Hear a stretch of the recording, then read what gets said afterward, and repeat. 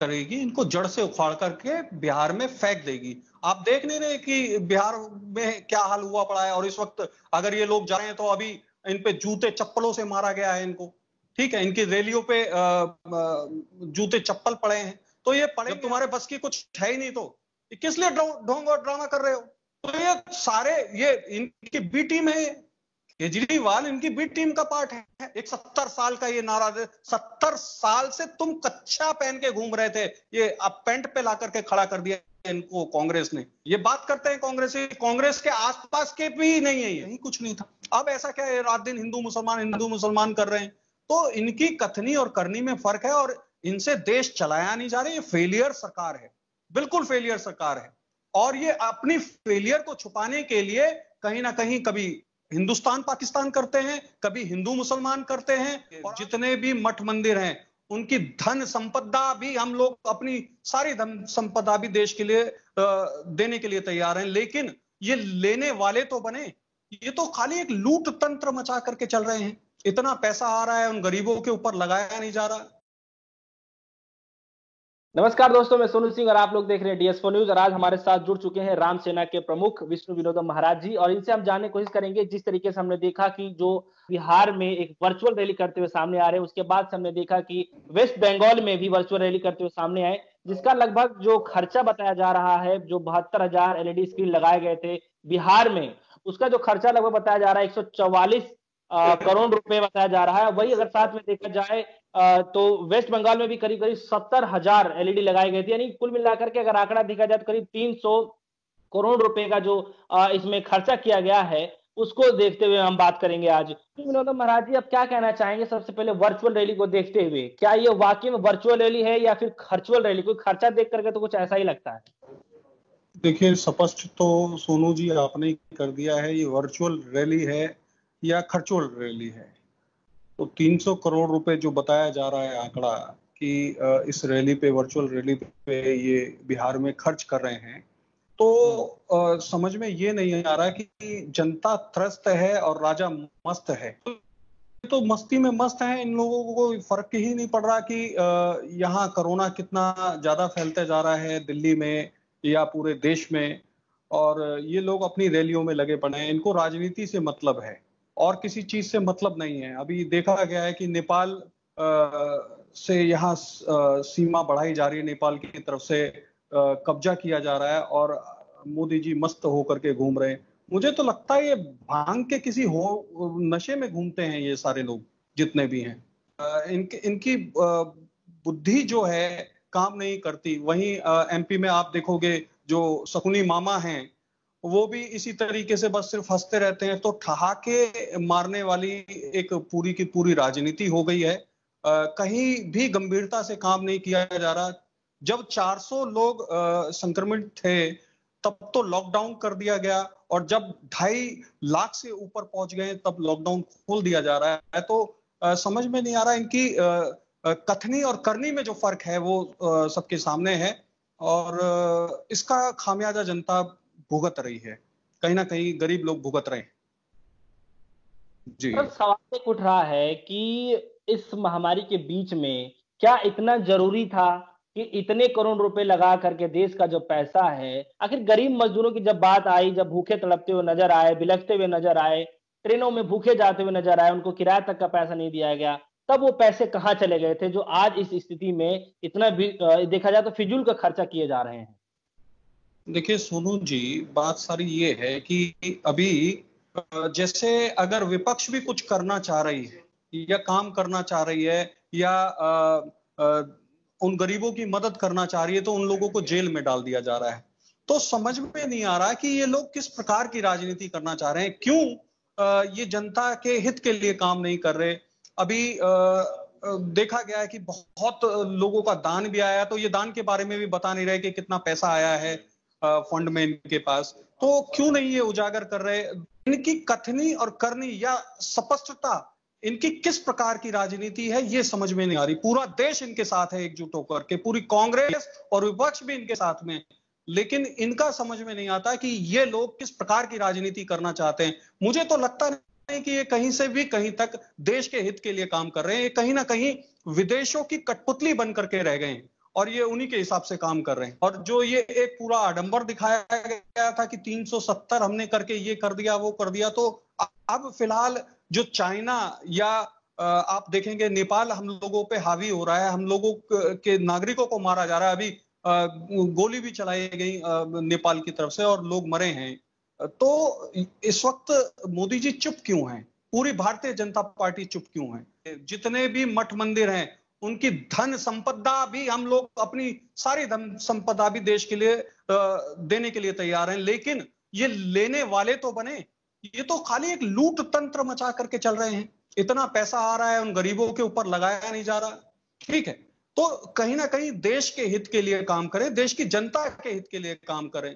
आज क्या हो गया इनको, ये जो नेपाल देश में कब्जा करते चले जा रहा है और ये चुप बैठे हैं। क्यों चुप बैठे हैं? ये क्यों नहीं एक्शन लिया जा रहा? अपनी राजनीति को किस तरीके से चला रहे हैं और किस तरीके से चलाना चाहते हैं, यही स्पष्ट नहीं करेंगे तो कौन इनका साथ देगा? जब विपक्ष इनका साथ देने के लिए खड़ा है, गरीबों के लिए काम कर रहा है, तो विपक्ष को जेल में डाल दिया जा रहा है। तो इससे बड़ी नीचता वाली बात क्या होगी कि तुम अपने ही लोगों को, अपने ही देश के लोगों को अगर वो उनकी सहायता करने जाते हैं, उनके साथ गलत कर रहे हैं। मेरे हिसाब से तो ये समझदार राजनीति नहीं है, कहीं ना कहीं गलत हो रहा है देश के साथ। अच्छा, राहुल गांधी जी ये कह रहे हैं कि पक्ष पे सवाल उठाते हुए कह रहे हैं कि हिंदू मुस्लिम और सिखों के बीच में, जो लोग धर्मों के बीच में आकर के जो बंटवारा करने का जो नीति अपनाते हैं, तो हमारे देश की जो नींव वही कमजोर होती है। राहुल गांधी ऐसा कह रहे हैं, उनका मानना ऐसा है। तो क्या आपको लगता है कि जिस तरीके से बांटने की कोशिश कर रहे हैं वो आखिर में कट्टरपंथा हमारे देश के लिए आगे काम आने वाला है? देखिए, ये वही अंग्रेजों का रूट था, डिवाइड एंड रूल। देखिए, कहीं ना कहीं डिवाइड करके ये अपने आप की सत्ता में बने रहने का काम करना चाह रहे हैं। कहाँ ये हिंदुओं के हित के लिए काम कर रहे हैं? ये जितने प्रवासी मजदूर थे, अधिकतर हिंदू थे। कहाँ इन लोगों के लिए इन्होंने काम किया? आज ये वर्चुअल रैली कर रहे हैं, वर्चुअल रैली करके करोड़ों अरबों रुपए फूक रहे हैं। कहाँ ये देश के हित के लिए कहाँ है? ये कहाँ ये हिंदू मुसलमान सिख ईसाई की बातें कर रहे हैं? पूरा देश हिंदू मुसलमान सिख ईसाई पहले भी था, इनकी सत्ता 2014 में आने से पहले तो क्या हिंदू मुसलमान लड़ रहा था क्या? इससे पहले कहीं कुछ नहीं था। अब ऐसा क्या है, रात दिन हिंदू मुसलमान कर रहे हैं? तो इनकी कथनी और करनी में फर्क है और इनसे देश चलाया नहीं जा रहा। ये फेलियर सरकार है, बिल्कुल फेलियर सरकार है। और ये अपनी फेलियर को छुपाने के लिए कहीं ना कहीं कभी हिंदुस्तान पाकिस्तान करते हैं, कभी हिंदू मुसलमान करते हैं, और अब इनका सबसे बड़ा बाप आ चुका है। तो ये तो रोना ही रोना कर रहे हैं रात दिन। ये कहां देश के हित के लिए काम कर रहे हैं? अच्छा, प्रधानमंत्री नरेंद्र मोदी जी ने देश को संबोधित करते हुए कहा था कि आपदा को अवसर में बदलिए। अब समस्या ये हो गया है कि अगर प्राइवेट हॉस्पिटल में जाते हैं तो लगभग ऐसी सच्चाइयां हैं जो सामने आ रही है, करीब करीब 3-3, 4-4 लाख का बिल आ जा रहा है। तो क्या हम इसको आपदा को अवसर में बदलते हुए देखें, या फिर हम देखें हिमाचल में जहां पर पीपीई किट का घोटाला हो जाता है? क्या आपको लगता है में इस समय आपदा को? एक्चुअल क्या है सोनू जी, कि आपदा को अवसर में बदलने की जो ये भाषणबाजी कर रहे हैं ना, असल में आपदा को अवसर में बदलने का जरूरत नहीं है। देश में बेरोजगारी बढ़ चुकी है, देश में भुखमरी की ओर जा चुका है, रोजगार है नहीं, इंडस्ट्रीज बंद हो रही हैं। तो ये इनके अवसर की वजह से नहीं, इनके प्रयोग की वजह से हुआ है। इन्होंने जितना प्रयोग इस देश में कर दिया ना, तो उस प्रयोग की वजह से ये देश वियोग में चला गया है। ठीक है, और अब रोग ही रोग देश के पास है। अवसरवादी जितनी बातें करते हैं सिर्फ बातों बातों में ही है। आज हालात ये हो गए कि केजरीवाल भी लंबी लंबी बातें कर रहे हैं। ठीक है, हमारे पास इतने बेड हैं, हमारे पास उतने बेड हैं, और फिर थोड़ी देर में हाथ खड़े कर लेते हैं कि अब हमारे बस की नहीं है। छोड़ो ना ये सत्ता, जब तुम्हारे बस की कुछ है ही नहीं तो किस लिए ढोंग और ड्रामा कर रहे हो? तो ये सारे, ये इनकी बी टीम है, केजरीवाल इनकी बी टीम का पार्ट है। तो ये लोगों, देखिए, सत्ता वही चला सकता है जिसने सत्ता चलाया है। कांग्रेस ने सत्ता चलाई है।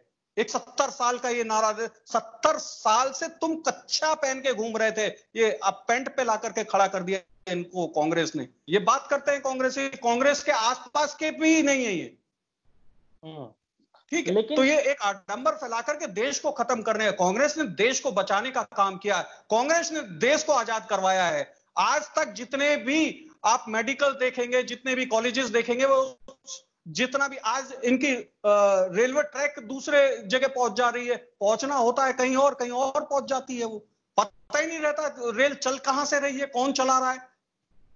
तो इनका तो पूरा मेंटल जो डिस्टरबेंस क्रिएट हुआ पड़ा है, ये तो मेंटल डिसऑर्डर है सब के सब, इनसे कोई उपेक्षा करी नहीं जा सकती। और मैं तो ये कह रहा हूं, अगर तुम्हारे बस की नहीं है भैया, साइड में बैठो, कम से कम देश तो बचे। इतने लोग मर रहे हैं, वर्चुअल रैली कर रहे हैं, ठीक है।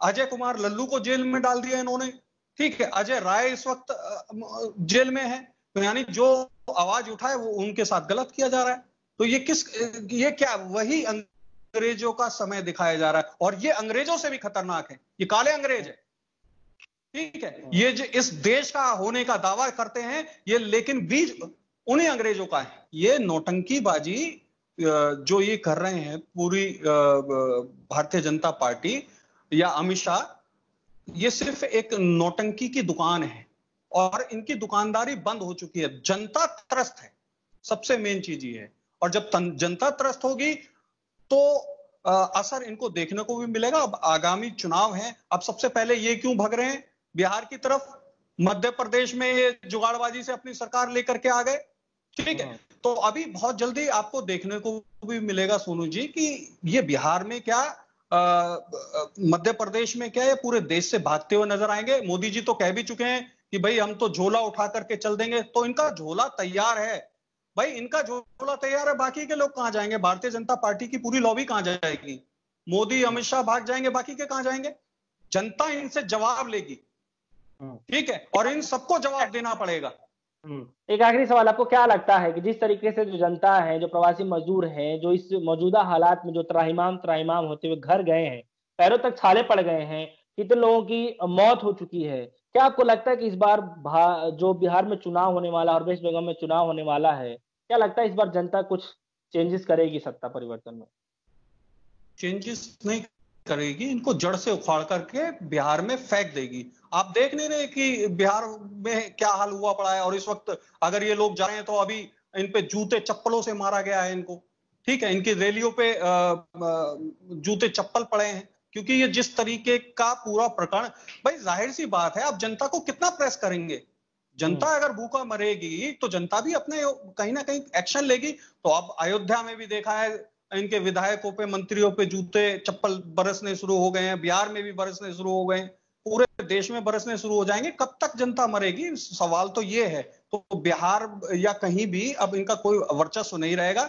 ईवीएम वीवीएम जब तक चल सकता था, वो ईवीएम भी कहीं ना कहीं हटेंगे, और निर्वाचन आयोग को इन सब चीजों को हटाना पड़ेगा, और नहीं हटाएंगे तो ठीक है, उसका जवाब कहीं ना कहीं जनता देगी। कोई फर्क नहीं पड़ता इन सब चीजों से। समय अच्छों का भी आता है, बुरों का भी आता है। तो ये इस देश के लिए एक बुरा समय चल रहा है, बहुत ही जल्द ये समय भी हटेगा इस देश से। कुल मिलाकर के इस बार सत्ता परिवर्तन होगा, 100% सत्ता परिवर्तन होगा। सत्ता परिवर्तन नहीं होगा तो ये जनता क्या मरेगी? कहां तक इन जैसों को झेलेगी? सत्ता परिवर्तन 100% होगा।